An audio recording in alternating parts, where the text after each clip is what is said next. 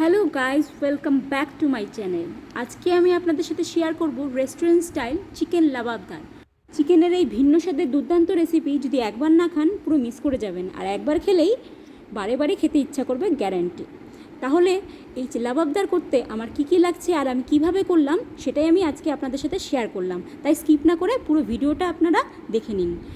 দেখুন, আমি ফার্স্টে নিয়েছি পেঁয়াজ কুচি, আদা কুচি, লঙ্কা, টমেটো, রসুন, আর এখানে নিয়েছি ধনেপাতা। ধনেপাতাটা আমি রান্নায় ইউজ করব না, এটা আমি গার্নিশের জন্য নিয়েছি। আর আমি নিয়েছি কেশরি মেথি, তার সাথে আমার আর লাগবে টক দই, আর লাগবে আমার ক্রিম আর কাজু বাদাম, তার সাথে আমার লাগবে চিকেন। চিকেনটা আমি ধুয়ে নিয়েছি পরিষ্কার করে, তার সাথে আমি নিয়ে নিলাম হলুদ গুঁড়ো, লঙ্কার গুঁড়ো, কিছুটা নুন, তার সাথে আমি নিলাম ফেটানো টক দই। এবার এটাকে আমি ভালো মতো মাখিয়ে নেব।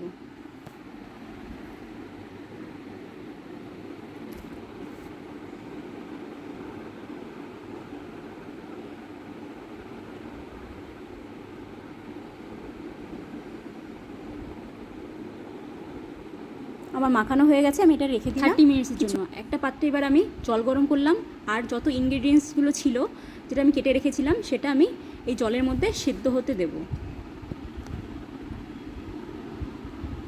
তার সাথে আমি একটু নুন দিয়ে দিলাম। এবার আমি ঢাকা দিয়ে দেব, আর সেদ্ধ হয়ে গেলে আমি এটাকে নামিয়ে মিক্সির মধ্যে একটু গ্রাইন্ড করে নেব। দেখুন, আমার পেস্ট হয়ে গেছে। এবার আমি একটা কড়াইতে তেল গরম করলাম,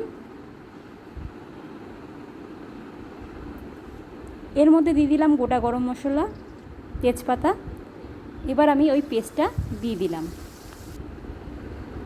এবার এর মধ্যে দিয়ে দিলাম হলুদ গুঁড়ো, তার সাথে আমি দিলাম কাশ্মীরি লঙ্কার গুঁড়ো। এখানে আমি এমনি লঙ্কার গুঁড়ো ইউজ করব না, কাশ্মীরি লঙ্কার গুঁড়োটাই ইউজ করব, যাতে কালারটা আমার ভালো আসে।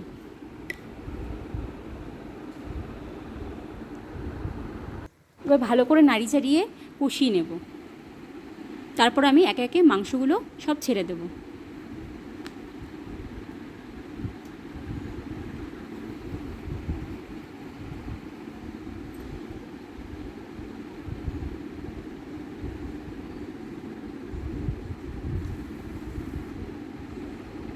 এবার এই মশলাগুলোর সাথে মাংসটা ভালো মতো আবার কষিয়ে নেব। ভালো মতো কষিয়ে নেব যাতে মশলা থেকে তেল ছাড়ে। দেখুন, আমার মশলা থেকে তেল ছেড়ে দিয়েছে। এবার আমি এর মধ্যে একটু গরম জল দিয়ে দেব।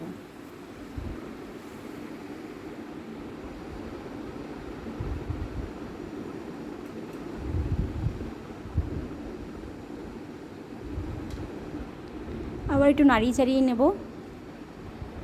এবার আমি হালকা করে একটু চিনি দিয়ে দেব। এবার কাজু বাদাম আর ক্রিম দিয়ে আমি একটা পেস্ট তৈরি করে নেব। মাংসটা সিদ্ধ হয়ে গেলে তবে কিন্তু এই পেস্টটা দিতে হবে। দেখো, পেস্টটা আমি ছড়িয়ে দিলাম।